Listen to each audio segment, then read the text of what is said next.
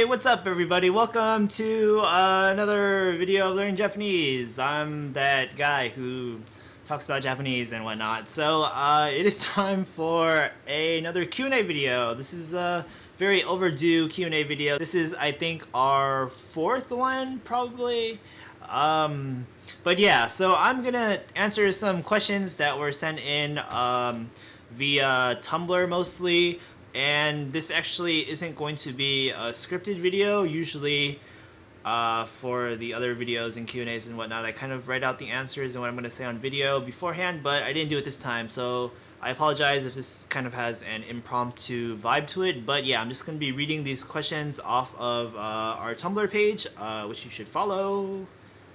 Yeah, and answer them on the spot, even though I actually did answer them in text already, so it shouldn't be too impromptu. Hopefully I'm just a bad talker to the camera or whatever. So I got my phone here, and I'm gonna look at the log real quick. So first question we have is, sorry, quick stupid question, but since Japanese words are crunched together with no spaces like English, do you automatically understand the word just by looking at them, or do you have to read each symbol then you'll understand the word? Okay, so this is a pretty big deal. It's not a stupid question at all. It's a problem or something I was wondering myself when I first started learning Japanese, and still kind of do, because I actually am of this stance that Japanese should employ spaces between words because it would make it much easier.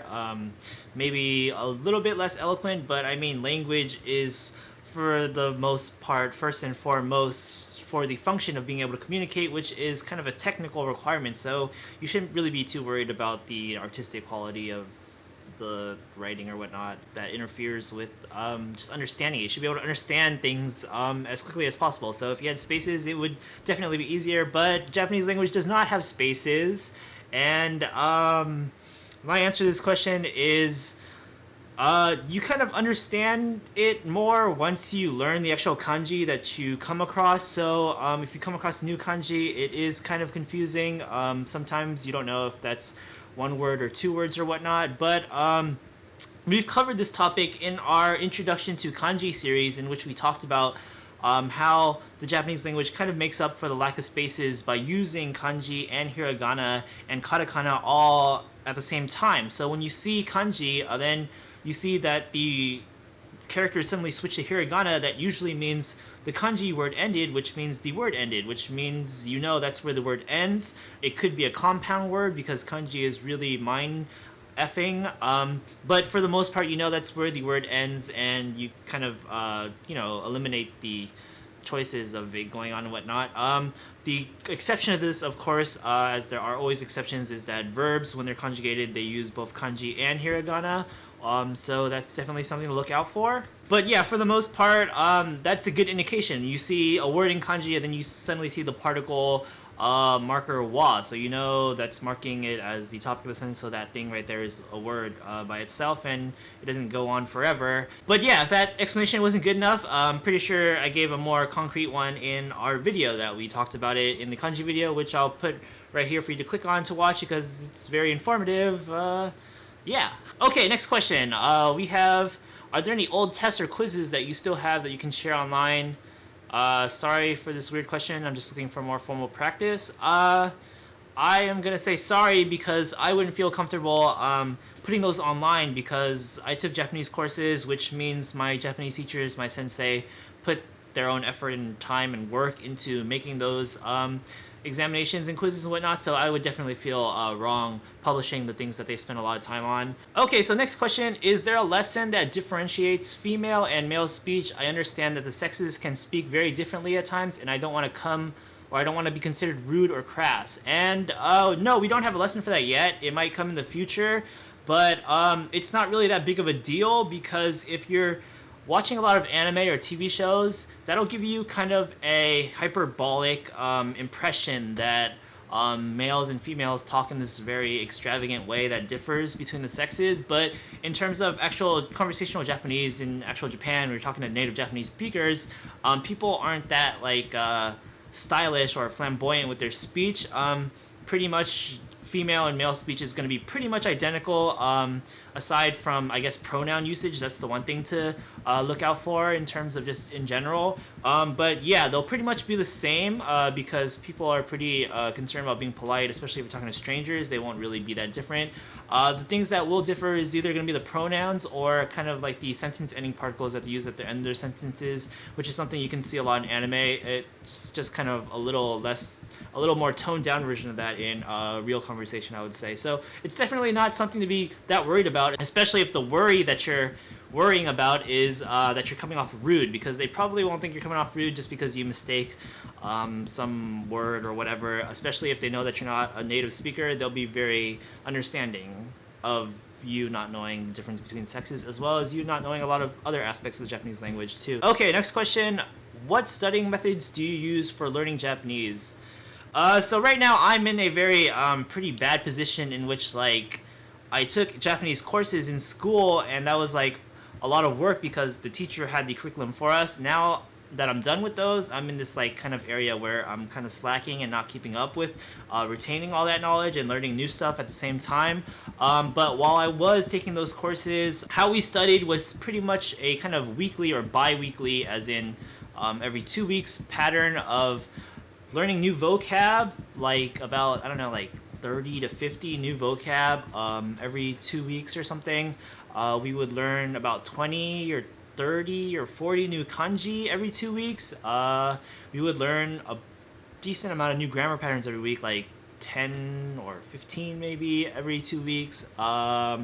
We would read pretty relatively simple stuff like newspaper articles or like short essay excerpts, never really like full essays or anything like that, because that was actually pretty intense. We would practice writing. We would write little mini essays on things, and we would talk in class with each other using like these exercises about various topics about Japanese culture and whatnot. And we would sometimes watch short clips of Japanese media, such as news reports or little excerpts from TV shows or whatnot. And then all throughout that time, and basically on all the things I just mentioned, we would take quizzes on that, take quizzes on vocab, take quizzes on kanji, on grammar, and we would take exams too. So yeah, that was pretty much every 2 weeks, and it would be rinse and repeat and whatnot. In terms of how effective that is, I can't really say, because I haven't met much people who studied a different way, and I can't really compare our comprehension of Japanese language or whatever. What I can say though is that didn't really focus too much on being immersed, so we didn't practice speaking too much. Our teachers actually encouraged us to do extracurricular stuff, join programs where you would be able to talk in Japanese to native speakers and non-native speakers and whatnot, and go to like extra tutoring thingy-majiggers where you would talk to Japanese people. Yeah, we didn't really focus on being able to talk ourselves that much. We would listen to the teacher a lot, and we would talk sometimes in class, but that studying method was pretty much more focused on learning like factual information, like vocab, kanji, and grammar patterns and whatnot, never really putting them to use in conversation.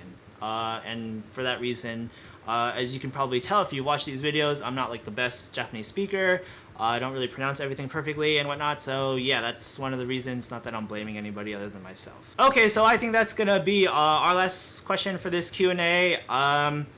Now what we're gonna do is we advertise our next Q&A. So send in your questions, put in the comments in this video, or follow us on Tumblr and send us questions there, or follow us on Twitter and tweet us questions. We have a hashtag and whatnot. You'll see if you go to our Twitter, so do that, I guess. Yeah, that was the thing that we forgot to do in the last Q&A video. I didn't ask you guys to send in more questions, so that was weird of me to not do. But yeah, send in your questions so we can answer them. Don't think you have stupid questions or your questions are stupid. Other people will definitely have them, and it'll be helpful if you be the person who asks it, and then I can answer it maybe if I know the answer to it, and it'll help people more than just you. It'll help people, and yeah, power to the people. Oh, one last thing too that I forgot to mention in the last Q&A video, kind of a request from me actually, and a question from me. I've noticed over the time that a lot of people actually have watched the entirety of this YouTube channel, which is like really amazing to me, that they watched more than 150 videos, which is insane. That's so many hours. That's a lot of hours. But yeah, people have told me that they have done it, and I was really surprised. So what I kind of want to ask is for those people for the other people who haven't come out yet and told me that or expressed that they actually have and they have watched all the videos on the channel, I do kind of want to get what's kind of like results thing. So if you've watched all the videos on our channel and you aren't shy to comment something personal or maybe even make a video of it, if you can, I'd like to know how much it has improved your Japanese. So yeah, kind of share your story of how much you've learned Japanese from this channel, and I guess mention also if you have other resources, so we can know that this wasn't the only thing that you were using, which probably isn't the case. It's probably the case that this wasn't the only thing you were using for like almost everybody, to be honest. So yeah, share your story. I'd love to hear the results. I do kind of want to share it with other people eventually, just to kind of gauge the credibility of this whole curriculum, not in a kind of like advertising kind of way, but like I'm curious myself too. So yeah, if you're inclined to do that and you aren't embarrassed or whatever, share your story. And yeah, this is gonna wrap up this video. Cool Q&A. Send your questions down here, and see you guys next time for the 5th Q&A, I think. So later.